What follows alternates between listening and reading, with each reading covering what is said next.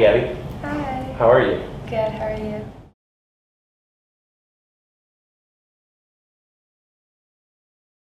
I'm not sure how embarrassing it is, but when I was little, I used to do dance, and you had to do skills and certain dances to get your free skate test. So I was with one of my old coaches doing dance and working on it, and I don't know how, but I guess I tripped him and he fell, and in the 12, 13 years he taught dance, he never fell. So all the coaches were just laughing because they couldn't believe like he actually fell, and it wasn't even on something like hard, it was just on something simple.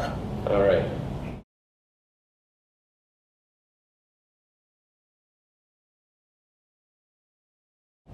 My figure skating idol has always been Joanie Rochette. She was the reason why I got into figure skating. She's the reason why I fell in love with the sport, and just I always looked up to her, and especially after what happened in 2010 with her mom at the Olympics, just makes you really look at things in perspective and how lucky we are. And besides that, Yuna Kim was also a great inspiration of mine, and just her techniques of her jumps.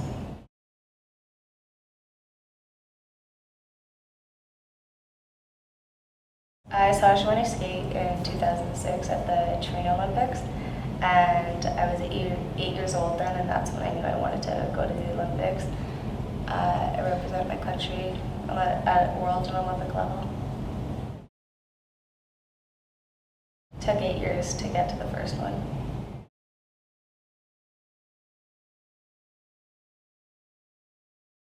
It was a lot different the first time, between Sochi and Korea. And Sochi, it was a lot more spread out. So to get to the cafeteria, it'd be like at 5, not even, be like a 10-minute walk. Or they had bikes out there for us, and it was a lot warmer. Like we were out in shorts and sports bras, and like just playing outside, like when we weren't doing it. And then in Korea, everything was a lot closer together. It wasn't more like condos, it was more like apartments, and everything was a lot closer, and it definitely was a lot colder than it was in Sochi.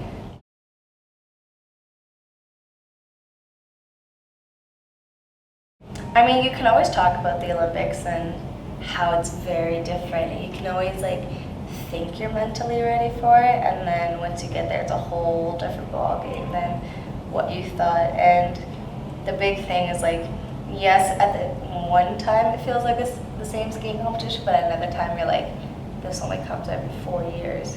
And so just like, it's a completely different atmosphere, but at the same time, like, it's so much fun because you get to see like people you compete with all the time and stuff, and you get to see your friends from different sports and around the world, and it's just a lot more fun, I find, at the Olympics, just because I have friends in other sports.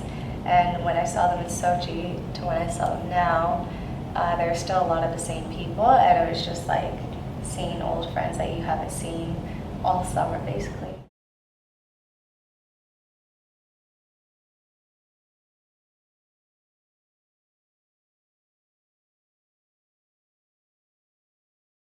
Go now. I actually handed it to my dad to put away in a secret spot that only him and I know, so that we know where it is at all times.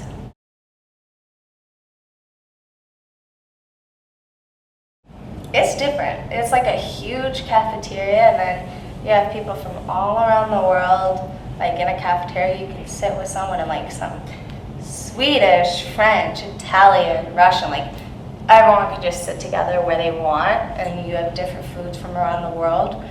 When you go to the gym, it's so intimidating because you're there and you're trying to do your own thing, and then you see like a bunch of people from other parts of the world and other sports doing their own thing. But at the end of the day, we all know how hard we train, we all know the job. But definitely after closing ceremonies, it's pretty crazy. It's a lot of fun.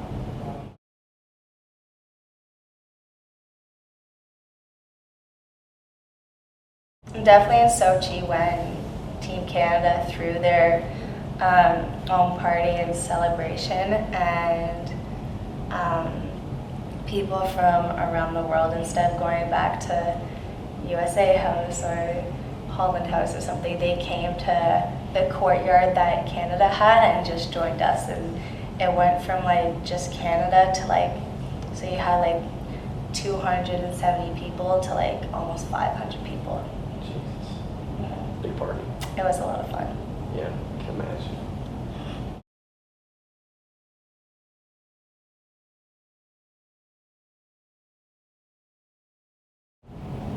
I'd either be a gymnast or a track athlete. I did those two sports growing up, and I was national level for figure skating and gymnastics, and that's when I had to choose which one I wanted to do, and I fell for figure skating more.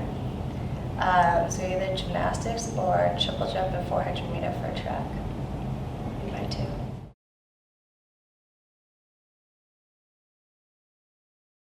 You, Two dogs, yeah. Rocky and Apollo.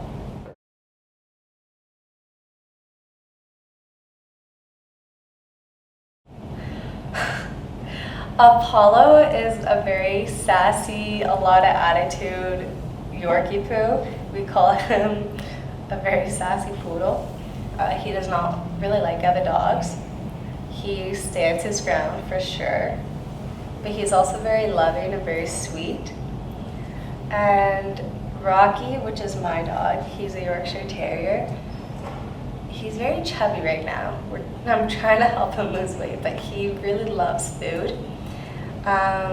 We call him a cat dog because he's not like your typical dog. He loves cuddling, but he comes when he wants. And if you try petting him and he's not in the mood, he immediately runs away. So he's more like a cat dog, and he likes chilling on the top of our couch and like sleeping there like a cat. And he's very different. And he's totally different than Apollo because he loves other dogs. Just wags his tail, like goes off, does his own thing, whether Apollo does not. I couldn't because they were so young. They're about 17 and 15 months right now. oh, wow. So they're still pretty young, but Yeah. I'm hoping this year I can take them out a bit more. I'll take Rocky with me because he's my dog. Apollo is my brother's dog. So I'll definitely try to take him out more, hopefully to skate Canada if I get it.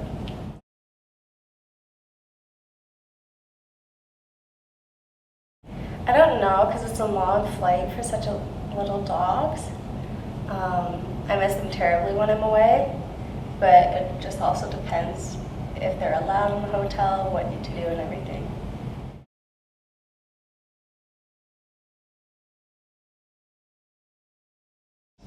I'm a very sassy person. I have a very different personality. I'm not afraid to say what's on my mind, and I'll tell you what's real. I don't like people who are fake, so I don't choose to be. I say what's on my mind, and that's the way it goes. And my coach, Lee Barkell, is absolutely amazing. He's also very sassy and comes up with very quick comebacks, and we have a lot of fun together. And there's some times where if I'm quiet or I don't have a sassy or like fun comeback, he knows something's up with me. I'm very close with Lee. I've had him for about 3.5 years now, and he's honestly my rock. He can get me out of moods. He gets me back on track when I need to be, helps relax me, makes me look at things differently, and I would definitely not be where I am or have the success that I have now without my coach, Lee Barkell.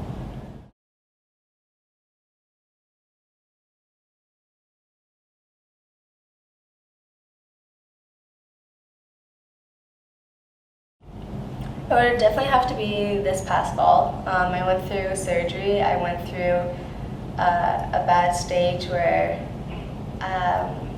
you almost kind of get depressed after surgery when you can't do the thing you love, and it's hard to sit up for a few weeks and you're just in this really low slump and you're like I don't know what to do and stuff like that. And he got me out of that and just made me realize like why I do this and how grateful I am to be back on the ice. And yes, it was a hard summer because it was off from like May to almost September.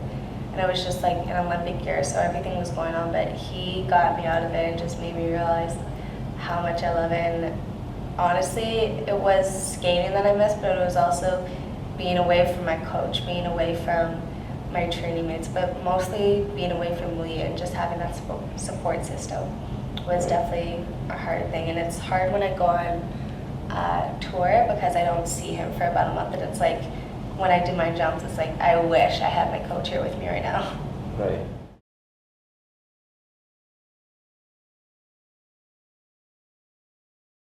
He loves old rock bands like AC/DC and stuff like that. And if he gets, like when we have private ice, just him and me, whether it's at York University or at Downsview Park in Toronto, like somewhere away from the cricket, he gets on before me, he will play his music, and it's just like, no, like, no. You don't and like there's that? No. And there's times where like, I will do a part in my program. It doesn't matter if it's folk or anything. I will do a part of my program just to get the music off, and then I'll put my own music back on. And he's like, yeah, nice try. And there's sometimes where he's like, if you don't do this part clean, my music's going back down, and you're like, crap, you better do this clean. My favorite music's like anything catchy, really, like you hear on the radio, but I also really like Latin music at the same time.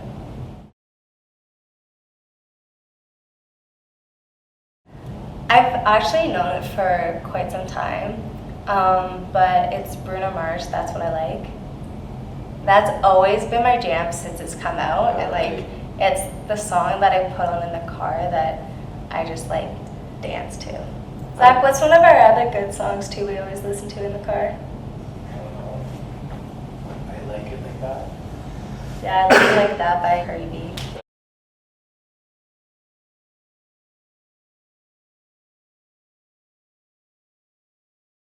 We did not always get along. It was a while, but I don't know, we just kind of grew up and stuff like that. We grew up very differently. He had close friends when he was in school, and very good friends. I was bullied and I was always on my own. I was more driven to get what I want, and he was driven at the same time, but not as much as me. And there were just different things and stuff, and by the time I think we were 9 and 11 or 10 and 12 is when we became really, really close and started getting closer and closer together. And honestly, he's my best friend, he's my biggest supporter, and I love having him. And the hardest part about traveling is when he can't always come. I miss my best friend because we always have a good time together. He always knows the right thing to say and stuff like that. And if I'm mad or sad after a day of training, he'll play one of my favorite songs, and you're like trying not to sing because you're like really mad, but at the same time, like you can't help it. But no, he's just always there for me, and I wouldn't be here today without him. And I can't imagine my life with him not being right by my side.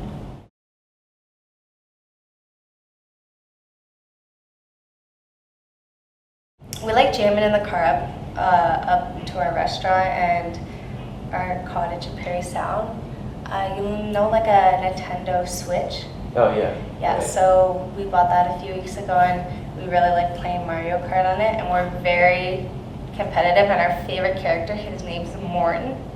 He's a very fat, ugly turtle, and he's our absolute favorite. And we just like spending time together. We love watching horror movies, but I get scared like way too easily. Like if I get really scared, I bolt up the stairs. Oh. Like that scared, but I love it for some reason. So I have to say those are 3 things. Playing Switch, like Mario Kart. Who wins? Most. It's pretty close. It's like one or the other. Don't eat it, it's one or the other. When we were on vacation, I was slaying. But like, again, it's one or the other. But that, jamming in the car to the cottage, or really anywhere, and horror movies. We love the Insidious movies, and the Conjuring ones are really good.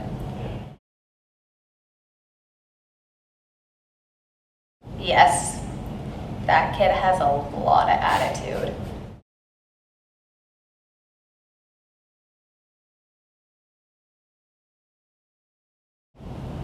It depends. Mine's more all the time. Him, with some people, he's very shy. We're both very shy when we meet new people. But if I get to know you and I like can trust you, or I have to work with you a lot, like I'll open up more. He's more quiet and shy, and then there's very few people he opens up to, but when he does, it's like it's full on.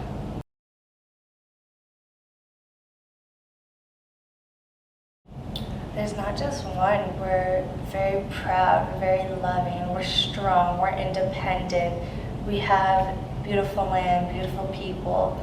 And for me personally, just getting to represent that across the world, but getting to wear the jacket that says Canada, that shows the maple leaf on it, that's the biggest honor, because not many people get that opportunity. To get that for such a beautiful, strong, independent country like Canada is definitely the best feeling.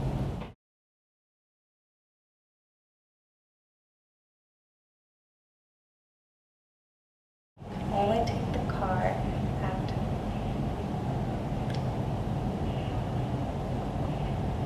Probably to Yorkdale. Yorkdale Mall. I mean, you go shopping, they have a movie theater in there, you got your food, you got bathrooms, like, got everything there, so. You love the Yorkdale Mall? I mean, I don't love it, I don't go to malls often. I can't get home in 10 kilometers because I go home. That, or, I don't even know if I could get to Downton Park, because that's where my boyfriend trains, so I don't think I can get there in 10 kilometers. So, 10 miles, so 16 kilometers. Okay, so 16 kilometers, yeah, then either Yorkdale or Downsview. Or me and my brother could, like, if we're hungry, go get something to eat, like, push the car along if we have to. I'd like to see that. Like a little rowboat. I'm not sure how well that would go.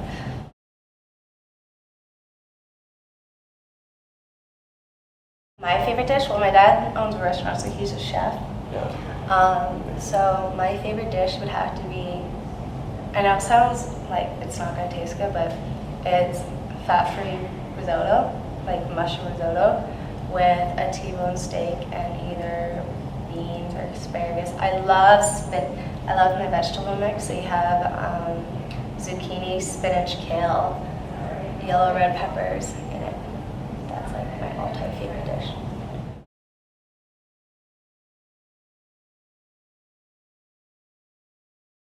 I can make that. I can make Thanksgiving and Christmas dinner. I love stuffing. Like, that's what I looked forward to in Christmas and Thanksgiving is my stuffing.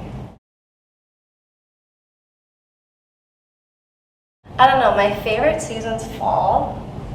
Don't get me wrong, I love winter, but I don't know. I love Thanksgiving. Just like, I love the time of year. I love the autumn with the pretty leaves. And it's not too cold, but it's not too hot. And like, we'll have like 24 people from our family over. And at the end of the night, we play, you know, the game Heads Up. Right. So imagine like you with 23 people around you, like trying to scream at you what it is. And you're like, I have no idea. Yeah, on my mom's side, we always do a huge Thanksgiving and Christmas. That sounds amazing. So we always host Christmas, and my aunt always hosts Thanksgiving.